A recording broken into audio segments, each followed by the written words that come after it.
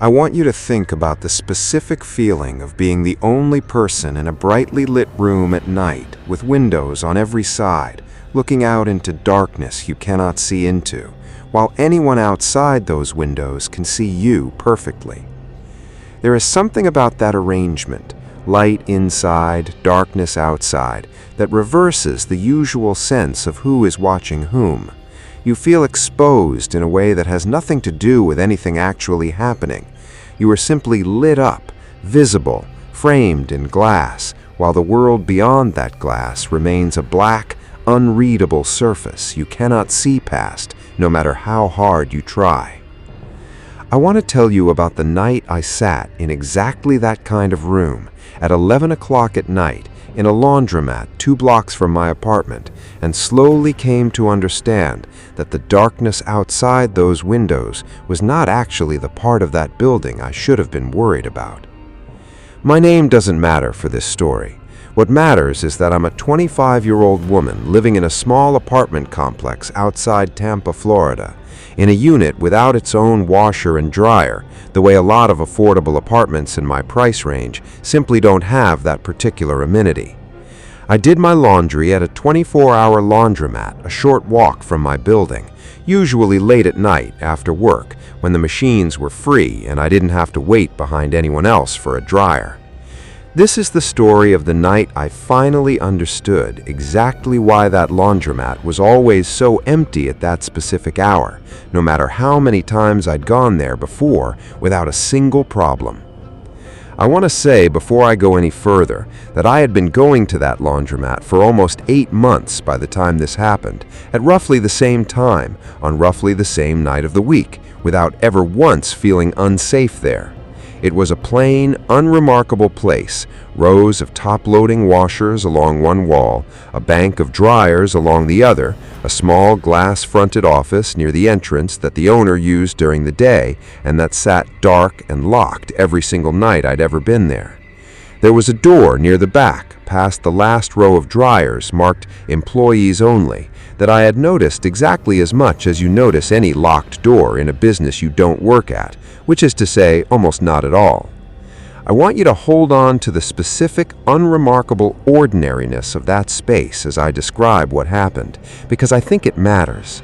This was not a place that felt frightening. It felt boring in the specific, comfortable way that late-night errands often do. Fluorescent lit, quiet except for the mechanical hum of machines, the kind of space you move through, half thinking about your phone, half thinking about the show you'll watch once you're finally home in bed.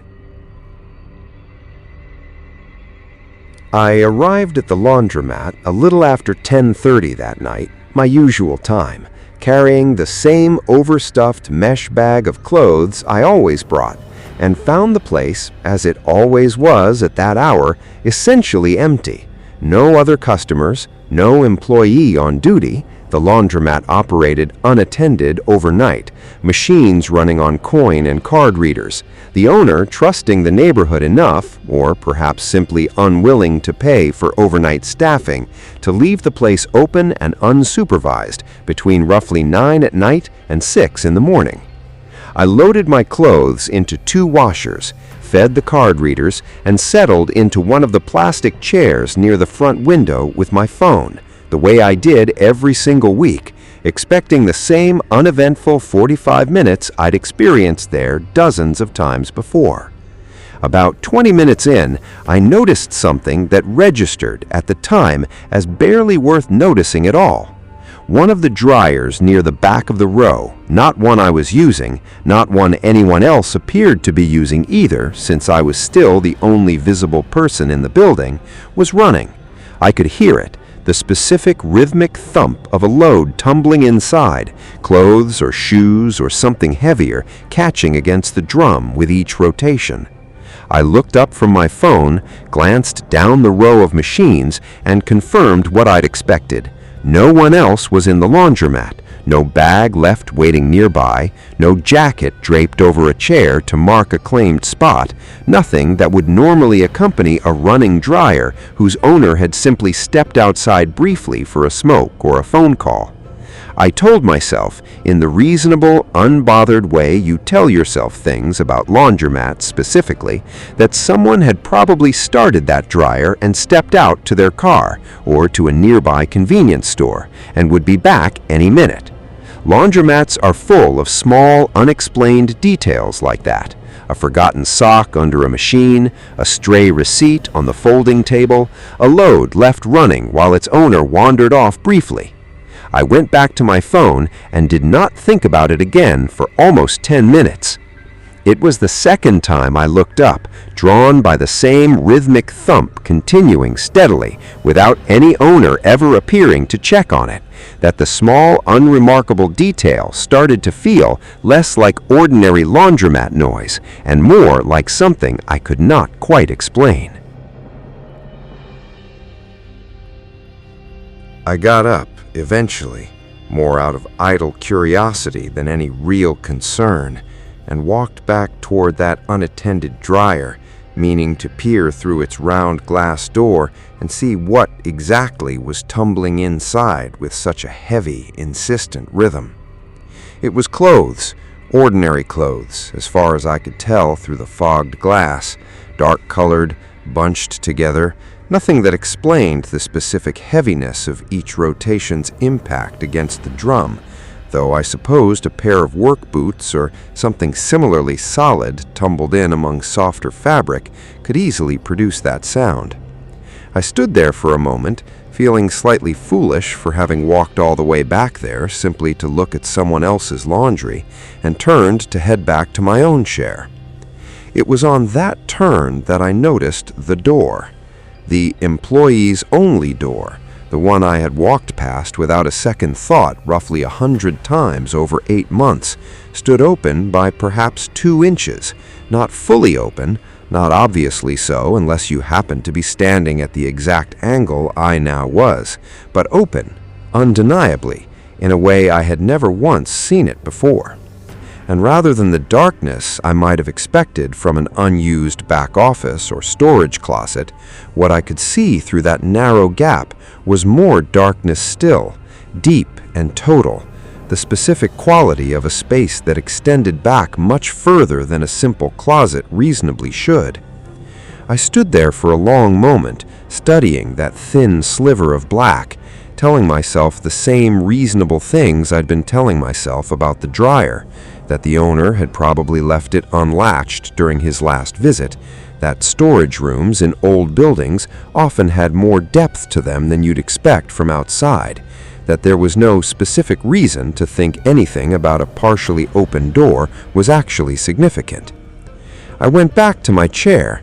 I did not, however, go back to my phone the way I had before.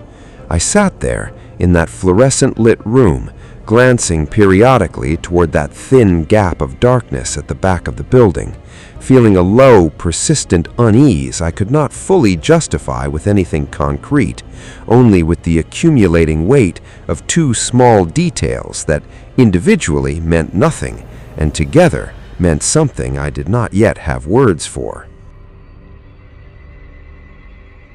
The third thing happened perhaps 15 minutes later, while I was folding the first load out of the dryer at the table in the center of the room, my back partially turned toward that back hallway.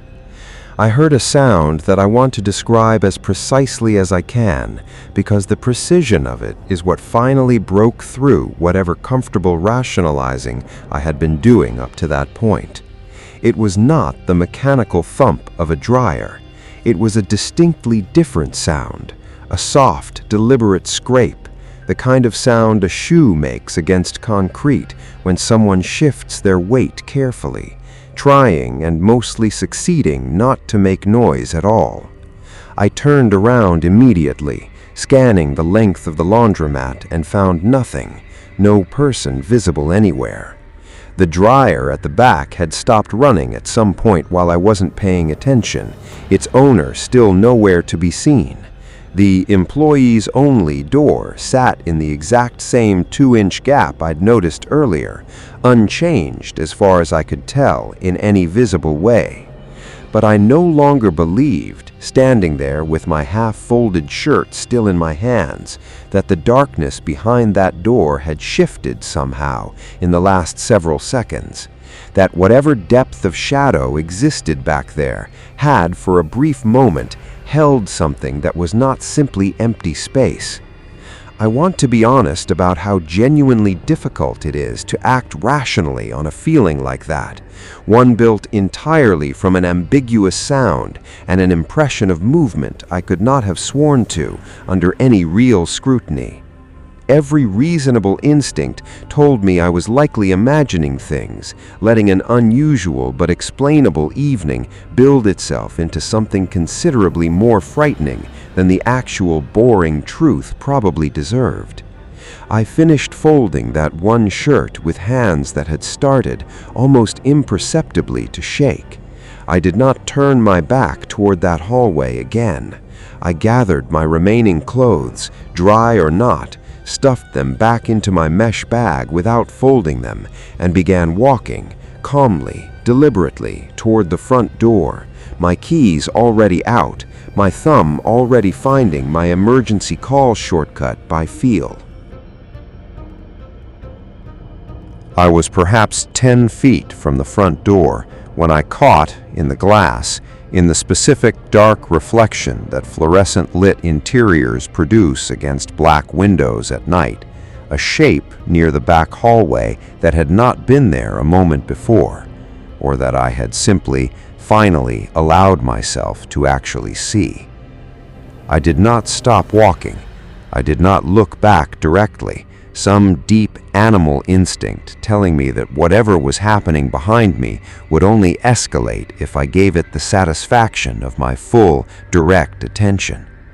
I pushed through the front door into the warm, humid Florida night air, and I did not stop walking, faster now, almost running, until I was well down the sidewalk, putting real distance between myself and that glass storefront glowing behind me, like a lit stage with an audience I could no longer pretend wasn't there.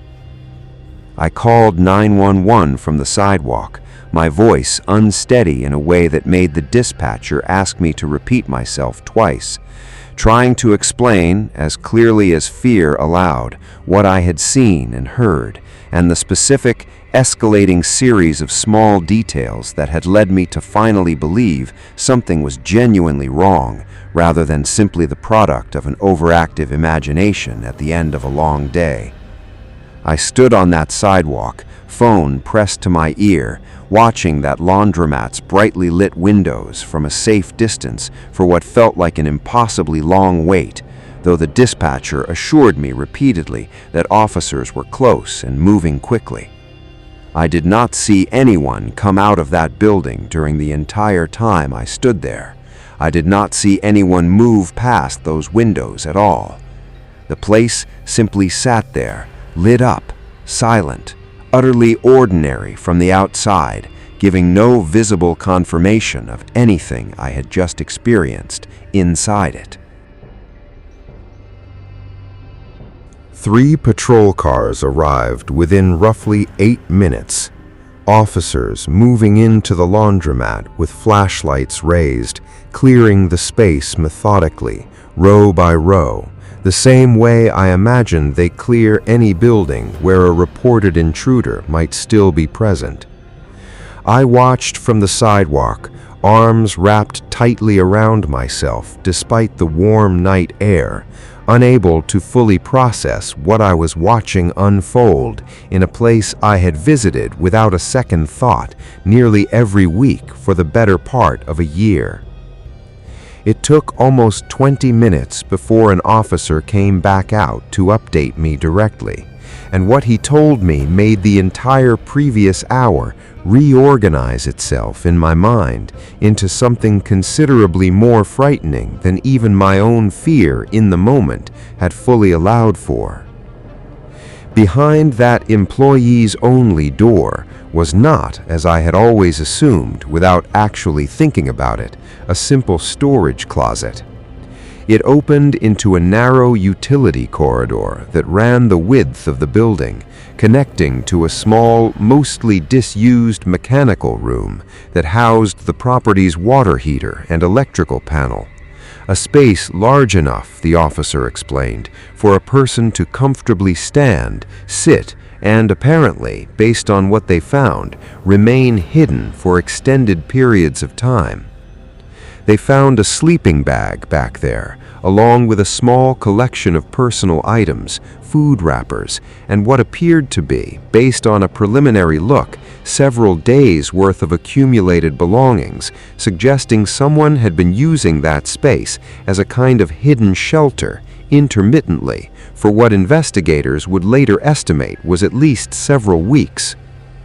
Whoever it was had left before officers arrived, exiting, they believed, through a rear service door that connected the mechanical room directly to an alley behind the building, a door I had never known existed, positioned in such a way that someone using it would never need to pass through the main laundromat floor at all, coming or going entirely unseen by anyone doing their laundry at the front of the building. The investigation that followed over the next several days uncovered a detail that unsettled me more than almost anything else about that entire night. The laundromat's owner, when questioned, admitted that he had noticed small signs of the space being used before. Items moved slightly, a persistent smell he'd attributed to plumbing issues, a padlock on the rear service door that he'd assumed was simply his own, forgotten from some earlier renovation, rather than something someone else had installed specifically to control that access point themselves. He had not reported any of it, believing, in his own words, that it was probably nothing more than an occasional transient using the space briefly during particularly bad weather, an act of quiet, unspoken tolerance that many small business owners in that neighborhood apparently extended without much scrutiny, assuming the risk to actual customers was minimal or non-existent. Detectives were less willing to accept that benign framing once they began cross-referencing the timeline against reports from other customers. 2 other women who'd done laundry alone at that same location during late-night hours over the preceding 2 months came forward, once local news coverage of the incident prompted them to reconsider small, previously dismissed details of their own visits. An unexplained sound, a door they'd assumed was simply ajar by accident, a persistent feeling of being watched that neither had reported at the time because nothing concrete had ever actually happened to either of them. The individual was eventually identified through fingerprints left in the mechanical room, matched to a man with a history of minor trespassing offenses and, more concerning to investigators, one prior report from a different city describing a strikingly similar situation, a hidden, extended presence inside a commercial building frequented by women alone at night, discovered only after a customer reported unexplained sounds and a partially open door remarkably similar to what I had described. The laundromat installed additional security cameras covering the rear corridor and alley entrance within a week of the incident, along with a proper deadbolt on both the utility door and the previously unsecured rear service entrance. Changes that, like so many of these stories seem to share in common, should probably have existed as a matter of basic building security long before anything happened to make them feel urgently necessary. I did not go back to that laundromat for almost 2 months afterward, driving considerably further out of my way to use a different location during that time, even though I understood rationally that the specific danger I had encountered there had almost certainly been resolved. It took time, longer than I expected, before I could sit in a brightly lit room at night without some part of my attention permanently oriented toward whatever back hallway or unmarked door happened to exist in that particular space. If you do your laundry or spend time in any late-night, lightly monitored public space, alone and after dark, I want you to take one specific thing from what happened to me. Pay attention to small, ambient details that don't quite explain themselves. A door that shouldn't be open, a sound that doesn't match its obvious source, a running machine with no visible owner nearby. Individually, these details rarely mean anything at all. Together, accumulating over the course of even a single ordinary errand, they can mean considerably more than any single one suggests on its own. And if that accumulating unease ever crosses into something you cannot explain away, do not wait for absolute proof before leaving. I do not know to this day exactly what would have happened if I had stayed in that laundromat much longer, finishing my folding, waiting for a dryer cycle I no longer needed to wait for. I have decided, deliberately, not to spend much energy imagining that answer. What I know is that the sense of being alone in a room late at night is not always something you should trust completely, simply because no one else appears to be visibly present. Some rooms have more depth to them than they show you from the front. Trust the accumulating unease before you trust the reassuring, empty appearance of the room itself.